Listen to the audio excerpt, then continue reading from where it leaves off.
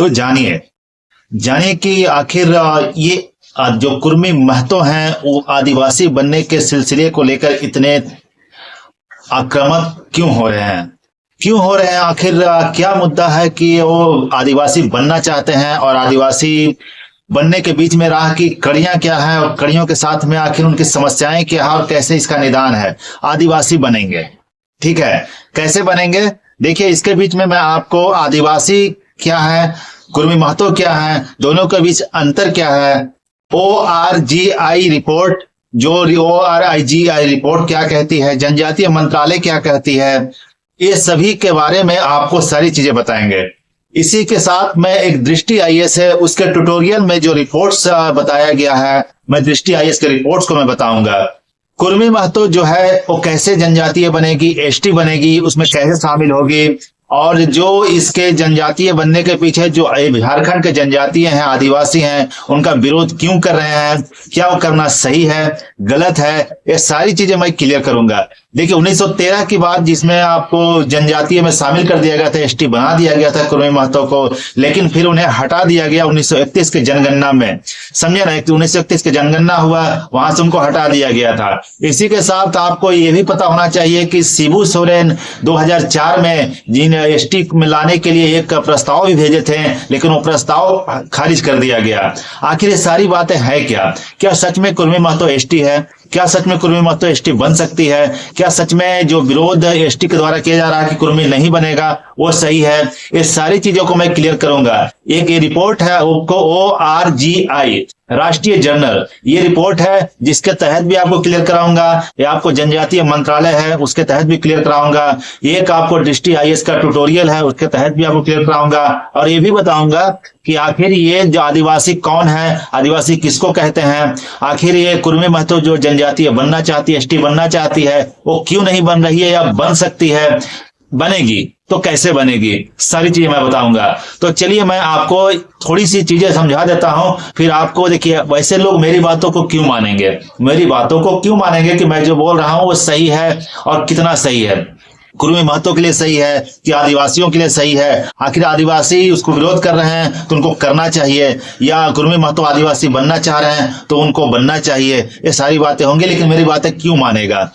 इसी के लिए मैं कुछ ना कुछ आपको दिखाता हूं, वो चीज दिखाता हूं जो सिर्फ मेरे मुंह से ना, वैसे भी एक कहावत है, लिखतंत्र के आगे बकतंत्र काम नहीं करती है। उसी तरह मैं अगर बकतंत्र करूंगा तो मेरी कोई भी बातें सही नहीं लोग मानेंगे, क्योंकि मैं कोई ना ही बड़ा चेहरा हूं ना ही कोई बड़ा पत्रकार हूं। तो लिखतंत्र को मैं दिखाऊंगा, मैं बकतंत्र पे सिर्फ भरोसा नहीं करता, और लिखतंत्र के साथ ही मैं चीजों को आगे चलता जाऊंगा। उससे पहले मैं ये चीजें थोड़ी सी बता देना चाहता हूँ, फंडामेंटल तरीके से बताना चाहता हूँ कि देखिए 1913 में इन्हें आदिवासी बनाया गया था, बेशक बनाया गया था, लेकिन उन्हें हटा दिया गया जब 1931 की जनगणना हुई थी। जब उन्हें हटाया गया तो आखिर क्या कारण रहा होगा? कुछ तो कारण होगी, और कुछ तो ऐसी कारण है जिसके कारण उन्हें ST से हटाया गया है। क्या वो ST हैं? अगर है तो उन्हें बनने क्यों नहीं दिया जा रहा है? तो सारी चीजें मैं क्लियर करता हूं। तो चलिए मैं एक लीगल लिखतंत्र के हिसाब से मैं दिखाता हूं, बकतंत्र की सिर्फ बात नहीं करता हूं। फिर मैं बताऊंगा, फिर लिखतंत्र दिखाऊंगा, फिर मैं बताऊंगा, आपको सारी चीजें कंफ्यूजन दूर हो जाएगी। और खास करके जो शिक्षित जो युवा है उन्हें इस चीजों को देखना चाहिए, जो बुजुर्ग हैं उन्हें भी देखना चाहिए, जो बच्चे हैं उन्हें भी देखना चाहिए, जो कम पढ़े लिखे हैं उन्हें भी देखना चाहिए। क्योंकि हकीकत यह है कि कोई भी इंसान सारी चीजें नहीं ढूंढ कर जानकारी ले सकता है, और ये मैं वो जानकारी आपके सामने दे रहा हूं जो जानकारी बहुत ही मशक्कत के साथ ढूंढा जाता है, जानकारी लिया जाता है, तब लोगों तक पहुंचाया जाता है। तो आप सारी चीज सभी तरह के लोग जो है जरूर देखें। ये बहुत ही अहम कड़ी है जो सभी जगह कुर्मी महतो के द्वारा आंदोलन किया जा रहा है, ST बनना चाहते हैं। तो चलिए मैं लिखतंत्र के तरीकों से आपको दिखाता हूं, फिर आपको दृष्टि IAS का ORGI का रिपोर्ट भी बताऊंगा, सारी चीजें बताऊंगा। फिलहाल मैं कुछ अंतर दिखाता हूं, आखिर कुर्मी महतो ST कैसे है और कुर्मी महतो के ST बनने के पीछे क्या कारण है। तो चलिए मैं लिखतंत्र दिखाता हूं। तो चलिए ये आपका रहा है लिखतंत्र। ये लिखतंत्र है, बिल्कुल जनरल तरीके से मैं ढूंढा हूँ। मैंने साफ साफ टाइप किया, ज़्यादा दिमाग मैंने नहीं लगाया, मैं नॉर्मल लोगों की तरह दिमाग लगाया। देखिए पढ़े लिखे लोग हो सकते हैं कि बहुत एक्स्ट्रा दिमाग लगाएं, लेकिन मैं बिल्कुल भी नॉर्मल लोगों की तरह दिमाग लगाया। साफ साफ लिखा कि आदिवासी किसे कहते हैं, क्योंकि जाहिर सी बात है कुर्मी महतो को आदिवासी बनना है, तो जाहिर सी बात है ये हमको जानना होगा कि आदिवासी किसे कहते हैं। गूगल पे काफ़ी लोग एक रिसर्चर लोग भी गूगल पे आके सर्च करते हैं, चीज़ों को जानते हैं और उसके बाद करते हैं और चीज़ें सही होती है। तो उसी हिसाब से मैंने जानने का प्रयास किया और ये चीज़ें हैं गूगल आदिवासी किसे कहते हैं। तो पहले तो आप जानिए, एक लिखतंत है और ये गूगल से ढूंढा गया चीज़ है, आप भी ढूंढ सकते हैं, लेकिन लोगों को परेशानी कम होगी। मेरी चीज़ों को ढूंढा हुआ है और ढूंढा हुआ चीज़ों को दिखा रहा हूँ। तो देखिए, इसमें साफ साफ लिखा है कि जो लोग देश के मूल निवासी हैं और जंगलों के आसपास रहते हैं उन्हें आदिवासी कहा जाता है। देखिए, जाहिर सी बात है कि आप जो देखते हैं कि देश में हमारे जो जनरल नाम के जो कैटेगरी है, तो जनरल उनको इसलिए रखा गया है क्योंकि देखिए एक चीज़ और ध्यान दीजिएगा, ब्राह्मण जनरल में भी ओबीसी में भी है। देखिए, ब्राह्मण जो है, जो बाहर के आए हुए लोग हैं उनको जनरल में रखा गया, लेकिन ओबीसी में भी जो ब्राह्मण है वो यहाँ के मूल निवासी हैं, वो भी पूजा पाठ करवाते हैं। ऐसा नहीं है, वो भी उसी तरह उससे भी बेहतर ब्राह्मण है और ओबीसी में उनको रखा है क्योंकि यहाँ के मूल निवासी हैं। ओबीसी, एससी और एसटी सभी मूल निवासी हैं, इनको यहाँ के लोगों में शामिल किया गया। जनरल जो बाहर से आए हैं और वहाँ के ब्राह्मण हो चाहे जो भी हो, वो जनरल हैं। तो सबको ध्यान में रखते हुए आगे देखिए, जो लोग देश के मूल निवासी हैं, ओबीसी भी यहाँ के हैं, एससी भी हैं और एसटी भी हैं, तीनों हैं। तो आगे देखिए, और खास करके जंगलों के आसपास रहने वाला आदिवासी कहा जाता है। ठीक है, आगे देखिए, आगे लिखा जाता है कि आदिवासी शब्द दो शब्दों से मिलकर बना है, आदि और वासी। ठीक है, आदिवासी समाज की अपनी संस्कृति, भाषा, धर्म, निरज जातीय पहचान होती है। चलिए, ये बात आपने देख लिया। आगे देखिए, मैं आपको ज़्यादा समय नहीं लूंगा क्योंकि सब लोग जानकार हैं, समझदार हैं और मैं सिर्फ लिखतंत को दिखाने के लिए इस चीज़ पे आया हूँ। नहीं तो मैं चाहता तो अपने मुंह से सारी चीज़ें बोल सकता था, लेकिन मैंने ऐसा नहीं किया क्योंकि लिखतंत दिखाना बहुत जरूरी है। आदिवासी समुदाय के बारे में कुछ जान लीजिए। देखिए, आदिवासी समाज के लोग प्राचीन काल से ही किसी खास इलाके में रहते आ रहे हैं। ठीक है, आदिवासी समाज के लोगों को अनुसूचित जनजाति भी कहा जाता है। ये तो खैर आप लोग सभी जानते हैं, भारत की आबादी का लगभग 8% आदिवासी है। चलिए आगे आइए, आगे देखिए, 8% हिस्सा आदिवासी है। तो यहाँ तक देख लिया। आदिवासी समाज के लोगों की संस्कृति, जीवन शैली में थोड़ा अंतर दिखाई देता है, बिल्कुल ही दिखाई देता है। आप लोग जहाँ भी रहते होंगे, जाते होंगे, देखते होंगे, सभी जगह आप देखते होंगे आदिवासी का अपना एक जीवन शैली है, उसका अपना एक संस्कृति है। ठीक है, सरना धर्म को आदि धर्म भी कहा जाता है। जाहिर सी बात है, आदि काल से चला हुआ आ रहा एक धर्म है, प्रकृति के पुजारी होते हैं सरना धर्म वाले, और ये आदि काल से चला हुआ आ रहा है, इसलिए सरना धर्म को आदि धर्म भी कहा जाता है। सरना धर्म को आदिवासी समाज के कोल, खोंड, मुंडा, हो, संथाल, भूमिज, उरांव, गोंड, भील इत्यादि खासतौर पर मानते हैं। ये सरना धर्म के मानने वाले लोग हैं। अब इसी बीच में थोड़ी सी एक टॉपिक देता हूं कि क्या सरना धर्म को मानने वाले ये कुर्मी महतो भी हैं, लेकिन इनका यहाँ तो मेंशन नहीं है। अगर वैसा होता तो जरूर मेंशन होता। चलिए मैं आगे देखता हूं। आदिवासी और वनवासी में अंतर समझ लिए थोड़ा सा। आदिवासी शब्द का मूल मतलब जो है आपको निवासी का होता है, कि वनवासी शब्द का मतलब कुछ अलग है। वैसे लोग जो जंगलों में रहते हैं वो वनवासी होते हैं, लेकिन आदिवासी यहाँ के मूल निवासी हैं। देखिए, जंगलों के आसपास रहते हैं आदिवासी, इसका मतलब ये नहीं कि वो जंगलों में ही रहते हैं। ठीक है, जंगल उनका प्रकृति के पुजारी होने के नाते जंगल से प्रिय मानते हैं जंगल को और उसको सम्मान करते हैं। संघ परिवार आदिवासियों के लिए वनवासी शब्द का इस्तेमाल करता है। ठीक है, संघ जो परिवार है वो आदिवासियों के लिए वनवासी शब्द का इस्तेमाल करता है। देखिए, आपने देखा आदिवासियों के बारे में कुछ जानकारी देखी कि आदिवासी समाज के लोग प्राचीन काल से ही किसी खास इलाके में रहते हैं। तो अब देखिए, यहाँ पे आप आइए, यहाँ पे थोड़ी सी आपको कंफ्यूजन दूर होगी, समझे ना। अब कुर्मी के बारे में जानिए। कुर्मी एक जमींदार कृषक समुदाय है। आप देख रहे हैं कृषक समुदाय, किसान कहीं खास जगह पे नहीं रहते हैं, किसान हर जगह हो सकते हैं। ठीक है, ये जमींदार किसी खास जगह नहीं होते। वैसे भी आप आदिवासी को एक कबीला के रूप में समझ सकते हैं, ना कि आप जमींदार के रूप में। जमींदार को अंग्रेज के साथ भी रहा करते थे और जमींदार को अंग्रेज पक्ष में रखा करते थे, क्योंकि जमींदारों से बहुत कुछ फायदा होती थी। लेकिन आदिवासी के साथ ऐसा नहीं था। आदिवासी जो थे एक कबीले के रूप में होते थे और कबीलों के जो सरदार होते थे वही उनको चलाते थे। बहुत सारी चीजें हैं, मैं फिलहाल इसकी बातें नहीं करूंगा। मैं बात करूंगा कि कुर्मी एक जमींदार कृषक समुदाय है। कृषक और जमींदार दोनों को आप समझ रहे होंगे और आदिवासी को भी आप समझ रहे होंगे। यह समाज कई राज्यों में पाया जाता है। कुर्मी समाज के लोग बिहार, उत्तर प्रदेश, ओडिशा, महाराष्ट्र, गुजरात, छत्तीसगढ़, मध्य प्रदेश, पश्चिम बंगाल, झारखंड, गोवा और कर्नाटक में रहते हैं। देखिए, जमींदार और कृषक की जब बात आती है तो आपको किसान हर जगह मिलेंगे, शहर में मिलेंगे, गांव में मिलेंगे, जंगलों में मिलेंगे, हर जगह मिलेंगे। किसान वैसी चीज होती है और किसान के दम पे ही देश चल रहा है, दुनिया चल रही है। किसान को आप नकार नहीं सकते हैं। और जमींदार को मैंने बोला कि वो अंग्रेजों का टाइम में भी जमींदार थे, जमींदार का सहारा लेकर अंग्रेज दुनिया में टिके हुए थे।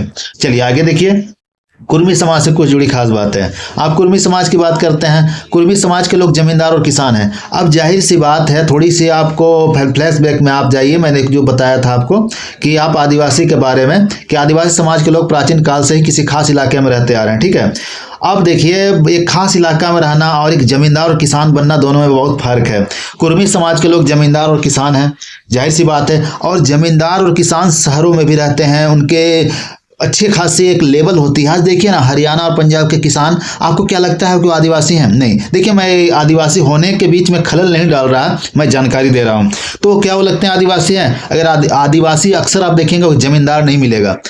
देखिए, उनके पास काफ़ी ज़मीनें हो सकती है, जंगलों की ज़मीनें उनके पास काफ़ी हो सकती है, लेकिन वो जमींदार में गिनती नहीं आते हैं, वो बहुत बड़े किसान में गिनती नहीं आते हैं। तो कुर्मी समाज के लोग जमींदार और किसान हैं। कुर्मी समाज के लोग प्रगतिशील किसान माने जाते हैं। अब प्रगतिशील बोलते ही आपको थोड़ा सा माइंड खटकना चाहिए। कुछ लोग जो जानते होंगे कि जो आदिवासी हैं वो कभी प्रगतिशील किसान नहीं रहे हैं, समझे ना। प्रगतिशील कुर्मी महतो सच में प्रगतिशील किसान रहा है। आज भी देखिए तो काफ़ी बेहतर तरीके से कुर्मी जो समुदाय के लोग हैं खेती करने में माहिर होते हैं। अच्छी खासी खेती करने में कुर्मी समुदाय का बहुत बड़ा योगदान है। तो ये प्रगतिशील माने जाते हैं, लेकिन आदिवासी के साथ ऐसा नहीं है। कुर्मी समाज के लोग क्षेत्र में उपलब्ध सभी विकास योजनाओं का लाभ उठाते हैं, लेकिन आदिवासी के साथ ऐसा नहीं है। आदिवासी लाभ नहीं उठा पाते, आज भी वो पिछड़े हुए हैं, आज भी उन्हें समझने में दिक्कत होती है। कुर्मी समाज के लोग नौकरशाही, शिक्षा, इंजीनियरिंग और स्वास्थ्य प्रमुख पदों पर काम करते हैं। देखिए, आपको कुर्मी समाज के लोग काफ़ी अच्छे पद पे मिलेंगे जो यहाँ दर्शाया गया है, लेकिन आदिवासी आपको कहीं अच्छे पद पे कम ही देखने को मिलेंगे। और स्टेट लेवल पे भी हो सकता है देखने को मिले, क्योंकि उन्हें वहाँ छूट मिलती है, लेकिन सेंट्रल लेवल पे बहुत कम देखने को मिलेगी। लेकिन ये आप कुर्मी जो समुदाय हैं वो सेंट्रल लेवल पे भी आपको मिलेंगे। कुर्मी समाज के लोग बिहार, झारखंड और उड़ीसा में कुरमाली भाषा बोलते हैं। देखिए, कुरमाली भाषा, अब थोड़ा सा आपको यहाँ कन्फ्यूजन होगी। कुरमाली भाषा आगे देख लीजिए, कन्फ्यूजन दूर कर देते हैं। कुरमाली भाषा इंडो आर्यन भाषा परिवार की सदस्य है। अब देखिए, कुरमाली भाषा इंडो आर्यन भाषा परिवार की सदस्य है, तो इससे पहले आपको मैं एक कन्फ्यूजन दूर कर देना चाहता हूँ कि जो कुरमाली भाषा है वो इंडो आर्यन भाषा परिवार की सदस्य है। तो आप इसको एक तरह से आप क्या कीजिए, इसको अंडरलाइन कर लीजिए, आपको कंफ्यूजन दूर हो जाएगी। तो आपने देखा, अब आप देखिए आगे चीज़ों को देखिए और समझ में आपको आ जाएगा। तो आप चीज़ों को देखिए और फिर आपको कंफ्यूजन दूर।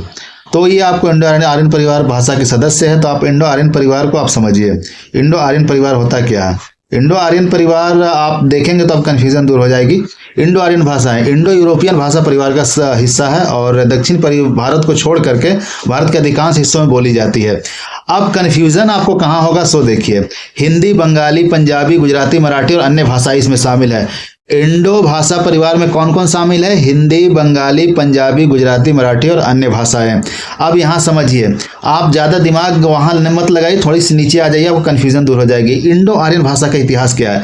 भारतीय आर्य भाषाएं संस्कृत से उत्पन्न हुई है, जो भारत ईरानी क्षेत्र से उत्तर पश्चिम भारत में लाई गई थी। ये आप समझ सकते हैं।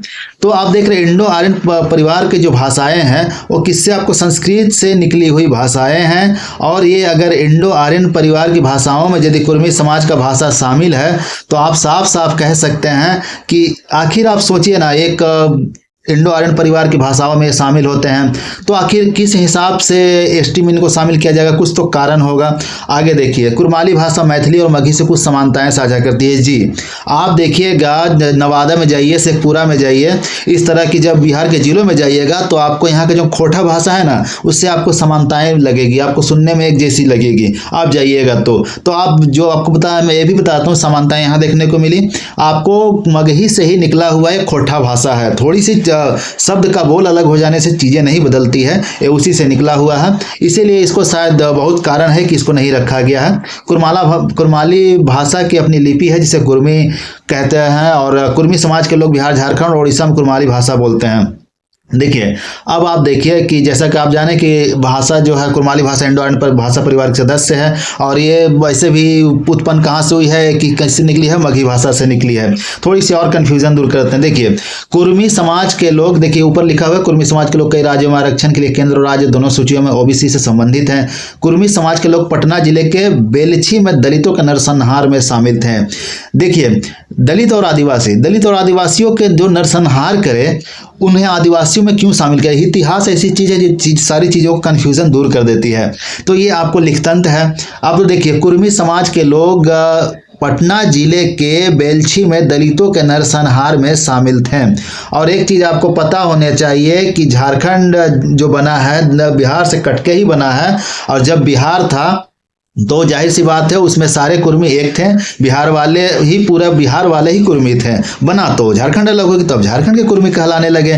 तो फिलहाल आप जब देखिएगा तो एक तरह के बिहार के कुर्मी ही है। आप झारखंड बना तो झारखंड कहला रहे हैं, तो बिहार के ही कुर्मी हैं। कुर्मी समाज के लोग पटना जिले के बेलछी में दलितों के नरसंहार में शामिल थे। बहुत सारी कारण है, इसलिए इनको आज एसटी नहीं बनने दिया जा रहा है। तो इतने सारे देखिए, और आपको कारण ये भी है कि जो नरसंहार के लिए शामिल है और कुर्मी बड़े किसान हैं। कुर्मी आपको बहुत जगह भी मिलेंगे, लेकिन एसटी के साथ ऐसा नहीं है। बहुत सारी कारण, चलिए मैं आपको आगे बताता हूं, फिर आपको जो दृष्टि आई है उसका ट्यूटोरियल दिखा देता हूं।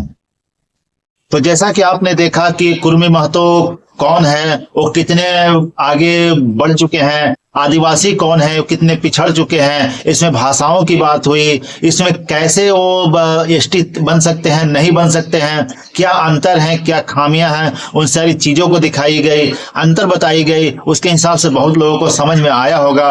तो चलिए मैं आपको थोड़ी सी, और इसके बाद ज्यादा बातें नहीं करूंगा, मैं दृष्टि आई इसका एक ट्यूटोरियल है उसको मैं दिखाता हूं, फिर मैं आपको क्लियर करता हूं। मैंने आपको बताया कि दृष्टि का मैं ट्यूटोरियल दिखा रहा हूं, उसमें ORGI का रिपोर्ट भी बताया गया है, तो सारी चीजों को बताया गया। तो मैं कंफ्यूजन थोड़ी सी दूर कर देना चाहता हूं। काफी ज्यादा मैं आपका समय नहीं लूंगा, मैं छोटी समय लूंगा जिसमें आपको कंफ्यूजन दूर हो जाएगा। तो आप देख रहे हैं कि यहाँ कुर्मी समाज के बारे में काफी कुछ बताया गया है। मैं बड़ा जल्दी इस चीजों को क्लियर करता हूं ताकि आपको ज्यादा समय ना जाए। हाल ही में कुर्मी समुदाय ने अन्य पिछड़ा वर्ग में अनुसूचित जनजाति में शामिल करने की मांग को लेकर बंगाल में आंदोलन शुरू किया था। सही है, आगे देखिए। यह भी चाहते हैं कि उनकी कुर्माली भाषा को संविधान के 8वीं अनुसूची में शामिल किया जाए। मैं 8वीं अनुसूची को लेकर के एक वीडियोस डाला था, इसमें आपको दिखाया गया था उसमें आपको कि आखिर क्यों नहीं हो रहा है। आप सारी चीजें आप यहाँ भी देखने को मिल जाएगी। आप इसका बैकग्राउंड को देखिए। 1931 की जनगणना में कुर्मी को अनुसूचित जनजाति के रूप में वर्गीकृत समुदायों में शामिल नहीं किया गया था। 1950 में अनुसूचित जनजाति की सूची से बाहर कर दिया गया था। आपको बताया था कि 1913 में इन्हें रखा गया था, लेकिन 1931 की जनगणना से बाद इन्हें बाहर कर दिया गया था। आगे देखिए, 2004 में झारखंड सरकार ने सिफारिश की कि समुदाय को अन्य पिछड़ा वर्ग के रूप में वर्गीकृत करने के बजाय अनुसूचित जनजाति की सूची में जोड़ा जाए। देखिए, हकीकत यह है कि इन्हें नहीं जोड़ा गया। सरकार ने सिफारिश किया, इसका मतलब ये नहीं है कि चीजों को जोड़ा ही जाए। हर सरकार चाहती है कि मेरा पक्ष मजबूत हो, मैं लोगों के लिए ऐसा काम करूं कि लोग मुझसे ही जुड़े, लेकिन जरूरी नहीं है कि आप सारे मापदंडों को पूरा कर पाएं। आगे देखिए, सिफारिश के बाद मामला जनजातीय अनुसंधान संस्थान TRI के पास गया, जिसने यह माना कि कुर्मी कुनबियों की उपजाति है, ना कि जनजाति। देखिए, जो कुर्मी है ना, कुर्मी के कुनबियों को उपजाति माना गया है, जनजाति नहीं। उसके पीछे बहुत बड़े कारण है, और एक किसने माना? जनजातीय अनुसंधान संस्थान ने माना। इसलिए इनको आज तक एसटी नहीं बनने दिया जा रहा। ये आंदोलन करेंगे, बेशक लोग अपने अपने फायदे के लिए करते हैं, करते रहें, और बाकी इनका विरोध भी हो रहा है, वो भी होते रहेगा। लेकिन क्यों नहीं माना गया? क्योंकि इन्हें उपजाति माना था, जनजाति नहीं। ये किसने बताया? जनजातीय अनुसंधान संस्थान ने बताया। आगे देखिए, इसके आधार पर केंद्र ने कुर्मी समुदाय को अनुसूचित जनजाति माने जाने की मांग खारिज कर दी। समझे ना? क्या कर दी? मांग खारिज कर दी, क्योंकि इन्हें उपजाति माना जाता है, जनजाति नहीं माना जाता है। और ये किसने बताया? TRI, जो जनजातीय अनुसंधान संस्थान है।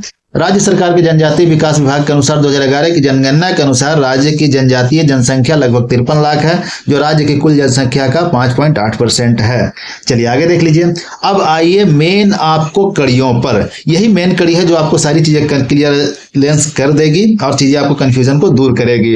अनुसूचित जनजाति में शामिल करने की प्रक्रिया क्या है? जो इंसान इसको समझ गया वो सारी चीजें समझ जाएगा। प्रक्रिया को समझिए, लड़ाई झगड़ा बंद हो जाएगा। किसी समुदाय को अनुसूचित जनजाति की सूची में शामिल करने की प्रक्रिया 1999 में स्थापित प्रणाली की एक समुच्चय का अनुसरण करती है। समझे? 1999 में स्थापित प्रणाली का एक समुच्चय का यानी एक सेट का अनुसरण करती है। समावेशन के प्रस्ताव के लिए संबंधित राज्य या केंद्र शासित प्रदेश सरकार को पहल करनी चाहिए, जिसे पहले जनजातीय कार्य मंत्रालय और बाद में भारत के रजिस्टर्ड जनरल ORGI के कार्यालय में भेजा जाता है।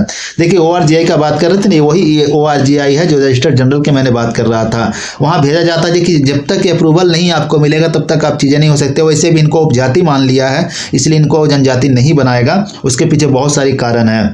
आइए आगे देखिए, यदि ORGI समावेशन की मंजूरी दे देता है तो प्रस्ताव को राष्ट्रीय अनुसूचित जनजाति आयोग को भेजा जाता है और उनकी सहमति मिलने के बाद इस प्रस्ताव को संविधान यानी अनुसूचित जनजाति आदेश वर्ष 1950 में संशोधन के लिए कैबिनेट को भेजा जाता है।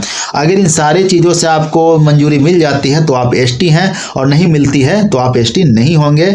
और ये प्रक्रिया है अनुसूचित जनजाति में शामिल होने का, और इससे पहले ही जब घोषित कर दिया गया हो कि आप उपजाति हैं जनजाति नहीं, तो आपको नहीं माना जाएगा। और बहुत सारी अंतर है जो मैंने आपको इससे पहले बता दिया एक लेख के द्वारा, लेखतंत्र के द्वारा। अब कुर्मी समुदाय का थोड़ा सा परिचय ले लीजिए, जो मैंने पहले ही बता दिया कि कृषक कुर्मी एक जमींदार कृषक समुदाय है जिनकी स्थिति जगह जगह बदलती रहती है, एक समुदाय है। और कुर्मी एक प्रगतिशील किसान माना जाता है। अब प्रगतिशील किसान मानने होने के नाते ST में देखते नहीं हैं, इसलिए इनको बहुत सारी समस्याएं देखने को मिल रही है, ST में शामिल नहीं हो रहे हैं। जातीय स्थिति इनका क्या है?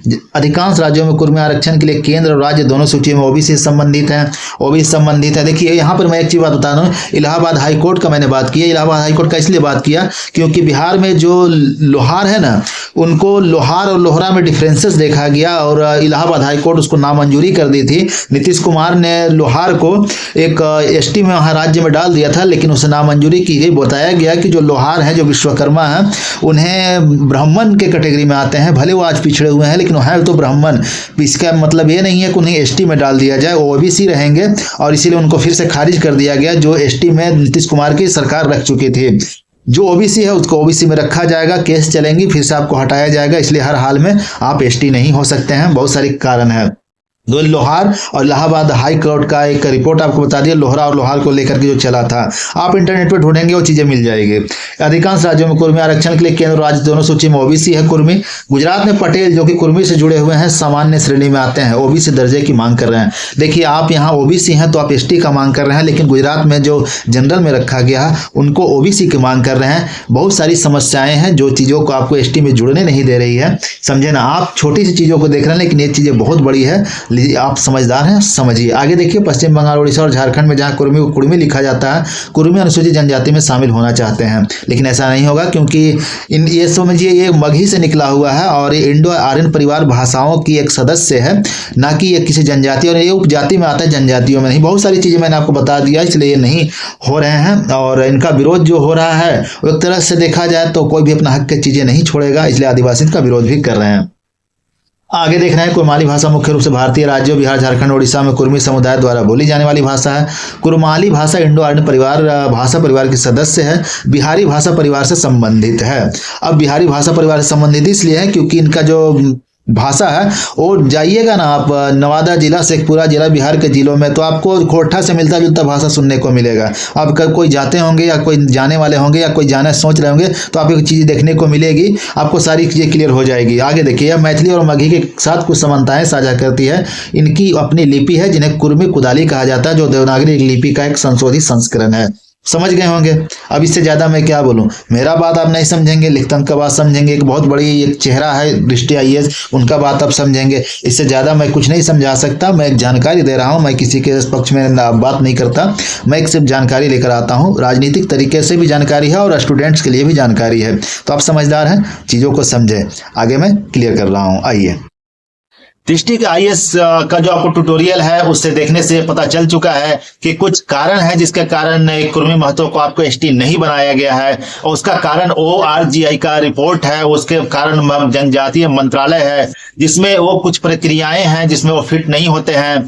आखिर ये प्रक्रियाएं जो है, आखिर कुछ तो सोच समझ के प्रक्रियाएं बनाई गई है, तभी तो फिट नहीं हो रहे हैं। यही वजह है कि कुर्मी महतो जो है उन्हें जनजाति नहीं बनाया जा रहा है, उन्हें ST नहीं बनाया जा रहा है। आंदोलन करनी अपनी जगह सही है, और जो इसका विरोध कर रहे हैं वो आदिवासी जो तबके के लोग हैं, समुदाय के लोग इसका विरोध कर रहे हैं, वो भी सही है। ये आंदोलन जुड़ने के लिए कर रहे हैं, वो इसका विरोध हटाने के लिए कर रहे हैं, क्योंकि जाहिर सी बात है आज किसी के पास 5 रोटी है, उसका हक का 5 रोटी है, और यदि 5 लोग उसको खा रहा है तो 1-1 रोटी खा रहा है, उसका पेट किसी ना किसी तरह से भर रहा है। और उसी में यदि कुछ 5 और लोग आ जाएं तो उनका रोटी का हिस्सा आधा हो जाएगा और उनका पेट शायद ना भरे। जबकि जरूरी नहीं है कि वो सही है या गलत हो, तो बात की बात बात है। फिलहाल इन सारी चीजों से पता चलता है कि वो एसटी नहीं बन सकते हैं, इसीलिए इसका विरोध भी हो रहा है और अभी तक उन्हें बनाया भी नहीं गया है। हालांकि यह है कि शिबू सोरेन ने इसके पक्ष में बातें रखे थे, जिसका कोई बहुत ज्यादा असर नहीं हुआ और नहीं होने के कारण उन्हें एसटी नहीं बनाया गया।